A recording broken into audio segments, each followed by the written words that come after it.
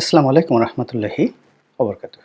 সম্মানিত দর্শক, আওয়ামী লীগের সাধারণ সম্পাদক জনাব ওবায়দুল কাদের দীর্ঘদিন ধরে বাংলাদেশে আলোচিত ব্যক্তিত্ব। তার বর্ণিল কথাবার্তা, তার কেতাদুরস্ত পোশাক পরিচ্ছদ, হাতে মূল্যবান আংটি এবং তার চেয়েও মূল্যবান ঘড়ি। কেউ কেউ বলেন কোনো ঘড়ির দাম 50 কোটি টাকা, কেউ কেউ বলেন 50 লক্ষ টাকা। এর কারণ হলো তিনি যে ঘড়িগুলো পরতেন, সেই প্যাটেক ফিলিপ থেকে শুরু করে রোলেক্স কিংবা অন্য দামি যে ব্র্যান্ডগুলো আছে, এই ঘড়িগুলোর মূল্য কম করে হলো 20 লাখ টাকা, আর সর্বোচ্চ 50 কোটি, 100 কোটি, 500 কোটি টাকা মূল্যেরও কিন্তু ঘড়ি আছে। তো তিনি সেই ঘড়িগুলো পরতেন এবং তার এরকম ঘড়ির সংখ্যা ছিল নাকি কয়েকশো, আল্লাহ ভালো জানেন। তো সেই মানুষটি রাজনীতিতে সজ্জন ছিলেন, ব্যক্তিগতভাবে কারোর সাথে মারামারি কাটাকাটি, তারপরে মামলা মোকদ্দমা হামলা অনেকটা আছে না, যে যেমন সালমান এফ রহমান সাহেব যেটা করতেন, কাউকে টার্গেট করতেন তো তার একেবারে জীবন শেষ। একমাত্র আল্লাহর অশেষ রহমত, তিনি আমাকে কিছু করতে পারেননি। এর কারণ হলো 2014 সন থেকে বা 12 সন থেকে তার সঙ্গে আমার যে বিরোধ। তো জেলে আমি গিয়েছিলাম, এটা তার কারণে নয়, জেলে গিয়েছিলাম আমার কারণে, সেটা ভিন্ন প্রসঙ্গ। কিন্তু কেন জানি তিনি আমার সঙ্গে বিরোধে জড়াননি। জড়ালে কী হতো সেটা পরের ব্যাপার। কিন্তু সালমান এফ রহমান যদি কারো স্ত্রীর দিকে তাকিয়েছেন, কারো সম্পত্তির দিকে তাকিয়েছেন, কারো প্রতিষ্ঠানের দিকে তাকিয়েছেন, কারো জমির দিকে তাকিয়েছেন, কারো ব্যবসা বাণিজ্যের দিকে তাকিয়েছেন, ওদিকে অমনি কিয়ামত হয়ে গিয়েছে। এরকম একটা জাস্ট একটা উদাহরণ দিলাম। এরকম আওয়ামী লীগে হয়তো হাজার হাজার মানুষ সারা বাংলাদেশে ছিল, যাদের টার্গেটই ছিল অন্য মানুষের সম্পদ হরণ, তারপরে অন্য মানুষের সঙ্গে শত্রুতা করা এবং তাদের অপছন্দের মানুষদেরকে একেবারে জাহান্নামে পাঠিয়ে দেওয়া। তো সেই দিক থেকে জনাব ওবায়দুল কাদের অনেকটা অজাত শত্রু প্রকৃতির মানুষ ছিলেন।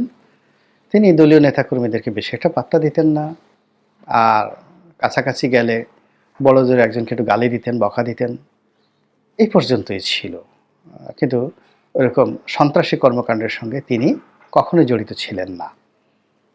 দ্বিতীয়ত, তিনি আপাদমস্তক একজন শিক্ষিত মানুষ, প্রচুর পড়াশোনা করতেন এবং তিনি ভালো ছাত্র, মানে ম্যাট্রিক, ইন্টারমিডিয়েট, অনার্সে খুবই ভালো ছাত্র ছিলেন।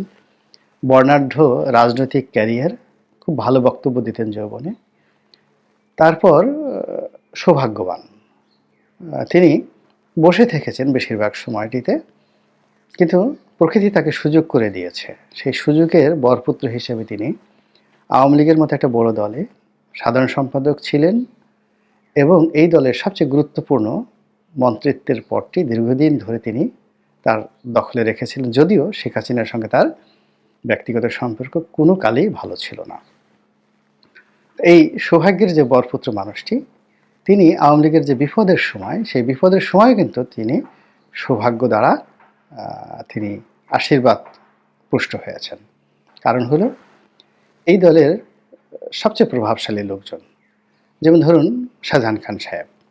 শাহজাহান খান কেবলই যে একজন রাজনীতিবিদ তা নন, তিনি এদেশের শ্রমিক আন্দোলনের, পরিবহন শ্রমিক আন্দোলনের প্রবাদ পুরুষ এবং তার নির্বাচনী এলাকায় যথেষ্ট জনপ্রিয়। তিনি এই প্রথম এরকম একটা বিপর্যস্তকর অবস্থার মধ্যে পড়লেন।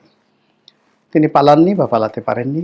এরপরে হাসানুল হক ইনু, রাশেদ খান মেনন, বর্ণাঢ্য রাজনৈতিক ক্যারিয়ারের অধিকারী। তাদের সাহস, তাদের শক্তি, এটি বাংলাদেশের কিংবদন্তি। কেবল শেখ হাসিনার জমানাতে তারা যে কাজগুলো করেছেন, এটা এইটুকু যদি আপনি বাদ দেন, তাহলে বাকি জীবনটাই এদের ঐতিহ্য দিয়ে ভরা, in terms of family background, in terms of education and everything. এরপর যদি আপনি আনিসুল হকের কথা চিন্তা করেন, আইনমন্ত্রী আনিসুল হক, সিরাজুল হক সাহেবের ছেলে, বাংলাদেশের সবচেয়ে নামকরা উকিলদের মধ্যে একজন, সর্বকালের 100 বছরের সেরা উকিলদের মধ্যে অন্যতম সেরা উকিল ছিলেন তার বাবা, এবং তিনিও যথেষ্ট নামকরা অ্যাডভোকেট, বিশেষ করে ক্রিমিনাল লতে। আইনমন্ত্রী ছিলেন, পালাতে পারেননি। তারপরে সালমান এফ রহমান, সালমান এফ রহমান সাহেব দেশের শীর্ষ ব্যবসায়ী, শেখ হাসিনার একেবারে রাইট ইন হ্যান্ড ছিলেন। তারপর উনি এরশাদ জামানাতেও ক্ষমতাধর ছিলেন, বিএনপি জামানাতেও তার ক্ষমতা কোনো অংশে কম ছিল না। এরপর পাকিস্তানে তার বাবা কেন্দ্রীয় সরকারের মন্ত্রী ছিলেন, একেবারে সেই প্রথম দিকে ফজলুর রহমান। তো এই মানুষটি পালাতে পারেননি। তার পালানোর জন্য হেলিকপ্টার ছিল, নিজস্ব হেলিকপ্টার ছিল। তার পালানোর জন্য বাংলাদেশে অনেক তার অনেক এরকম শিল্প কলকারখানা ছিল যেখানে 20,000 লোক চাকরি করে। তো তিনি পালাতে পারেননি। এভাবে আরও বহু লোক যারা ধরা পড়েছেন। তো সেই দিক থেকে ওবায়দুল কাদেরের আসলে ওরকম বাড়ি গাড়ি কয়টা আছে আমি জানি না, কিন্তু আমার জানা মতে নর এরকম পালিয়ে থাকার মতো শিল্প কলকারখানা, বন্ধু বান্ধব নাই বললেই চলে। যা আছে আওয়ামী লীগের রাজনৈতিক নেতাকর্মী। তারপর তিনি একটা মধ্যবিত্ত পরিবার থেকে এসেছেন, ফলে গ্লোবালি যে একটা অ্যারিস্টোক্রেসি রয়েছে সেটা তার মধ্যে নেই। তিনি বড়দের হয়তো কলকাতাতে একটা বাড়ি করার কথা কল্পনা করতে পারেন, কিন্তু সালমানদের মতো মানে লন্ডনে বিশাল একটা বাড়ি করে, কিংবা জাভেদের মতো, ভূমিমন্ত্রী জাভেদের মতো সে 800 লন্ডন আমেরিকাতে 800 বাড়ি কেনার মতো কলিজা আগামী 100 বছরও ওবায়দুল কাদেরের হতো না। তো সেই ওবায়দুল কাদের সে যে সৌভাগ্যের বরপুত্র, তা প্রমাণ পাওয়া গেল যে তিনি বাংলাদেশে নাকি 3 মাস ছিলেন জামাই আদরে।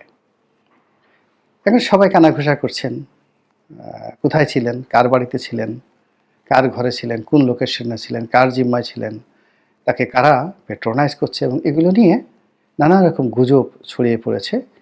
এবং বাংলাদেশে একটি অ্যাপেক্স কোর্ট, বড় কোর্ট, সেটা হলো এই যে যুদ্ধাপরাধীদের বিচার করার যে আদালত, আইসিটি, তো সেই কোর্ট থেকে সরকারের প্রতি কারণ দর্শানোর নোটিশ জারি হয়েছে যে ওবায়দুল কাদের কী করে পালিয়ে গেলেন। তো আমরা জেনেছিলাম যে ওবায়দুল কাদের বাংলাদেশে আছেন, তিনি খুবই অসুস্থ, আগের থেকে অসুস্থ, তিনি হয়তো মরে গেছেন, তার লাশ ডিপ ফ্রিজে রাখা হয়েছে, এরকম একটা খবর কিন্তু ছড়িয়ে পড়েছিল। এবং আমিও একটা ইঙ্গিত দিয়েছিলাম একটা যাকে বলা হয় ভিডিওতে। তারপর আমরা মনে করেছিলাম তিনি প্রথম দফাতে ভারতে গিয়েছেন এক গ্রুপ, সেখানে তিনি নিরাপদ আছেন। কিন্তু তিনি একেবারে নিরাপদে বাংলাদেশে 3টি মাস ছিলেন, এটি কিন্তু রীতিমতো লোমহর্ষক, ভয়াবহ একটি সংবাদ। দ্বিতীয়ত হলো আফটার 3 মান্থ, সরকারের যে 100 দিন পূর্ণ হলো বা সরকারের 90 ডেজ পূর্ণ হলো, এই 3 মাস পর তিনি আমাদের চোখে ধুলো দিয়ে, আমাদের সামনে এইভাবে তুড়ি বাজিয়ে, তারপরে ভেংচি কেটে, অনেকে আছে না যে অনেক দেখবেন বুড়ো বুড়ো মানুষও ভেংচি কাটে, এবং অনেক যাকে বলা হয় এটা অসম্ভব ব্যাপার, আপনি উইনস্টন চার্চিলের মতো মানুষ ধরুন ভেংচি কাটলো, জেনারেল আইসেন হাওয়ারের মতো মানুষ ভেংচি কাটলো, আর ডোনাল্ড ট্রাম্প তো কথায় কথায় ভেংচি কাটেন। মানে বাচ্চারা যেভাবে দেখেন না, ওই যে জিব্বা বের করে ভ্যাঙ্গায়, দাঁত কিরমির কিরমির করে, মানে তার অন্য প্রতিপক্ষকে ছোট করার জন্য মানে ভেংচি কাটে, এরকম ভেংচি কাটা। তো এখন বাংলাদেশে এই যে আমাদের এত বড় একটা বিপ্লব হলো, আমরা এত কিছু করলাম, তো আমরা এই 3 মাস ওবায়দুল কাদেরকে খুঁজে পেলাম না, এবং তিনি এই 3 মাস বাংলাদেশে জামায়াত দরে থেকে আমাদের চোখের সামনে তিনি ভেংচি কেটে চলে গেলেন। এটা আমরা যারা এই আন্দোলনের পক্ষের শক্তি মনে করি আমাদের জন্য অবমাননাকর এবং অসম্মানজনক। তো যাই হোক, বাস্তবতা হলো তিনি ছিলেন, এবং তিনি আরও বাস্তবতা হলো তিনি এখান থেকে নিরাপদে চলে গিয়েছেন দিল্লিতে অথবা কলকাতাতে। এর দ্বারা কি বোঝায়? অর্থাৎ তাকে যারা নিয়েছে, নিঃসন্দেহে এখানে দিল্লি আরও স্পষ্ট করে বললে তাদের গোয়েন্দা সংস্থা র এটা নেপথ্যের কারিগর ছিল। তারা অত্যন্ত ম্যাটিকুলাসলি অঙ্ক কষে কষে কষে কষে এই ওবায়দুল কাদেরকে তারা বাঁচিয়ে রেখেছেন, এবং তাদের প্রয়োজনে তারা ওবায়দুল কাদেরকে নিয়ে গেছেন। যদি ওবায়দুল কাদেরকে নিয়ে তাদের কোনো প্ল্যান না থাকতো, আওয়ামী লীগকে নিয়ে তাদের কোনো পরিকল্পনা না থাকতো, তারা কোনো অবস্থাতেই নিতেন না। এখানে বোঝার চেষ্টা করুন যে বাংলাদেশে কিছু লোক তাকে পাঠানোর জন্য যারা দরজা খুলে দিয়েছে, তারা হয় বাধ্য হয়েছে, অথবা টাকা পয়সার দ্বারা লোভাতুর হয়েছে। কিন্তু এটা দ্বারাই সব কিছু নয়। এখানে ওবায়দুল কাদেরের মতো একজন হেভিওয়েট মানুষকে যদি বাংলাদেশ থেকে ভারতে যেতে হয়, তাহলে অনেকগুলো ধাপ তাকে পার হতে হয়েছে, এবং এই ধাপের সঙ্গে রাষ্ট্রীয় পর্যায়ের গুরুত্বপূর্ণ ব্যক্তিদের গ্রিন সিগন্যাল, এবং সেই গ্রিন সিগন্যাল দেওয়ার ক্ষেত্রে সর্বোচ্চ পর্যায় থেকে সর্বনিম্ন পর্যায়ে সেই গ্রিন সিগন্যালটি কাজ করেছে, এবং সেই গ্রিন সিগন্যাল দেওয়ার ক্ষেত্রে ভারত যে দাদাগিরি করেছে এবং ভারত যে কমান্ড দিয়েছে, এবং সেই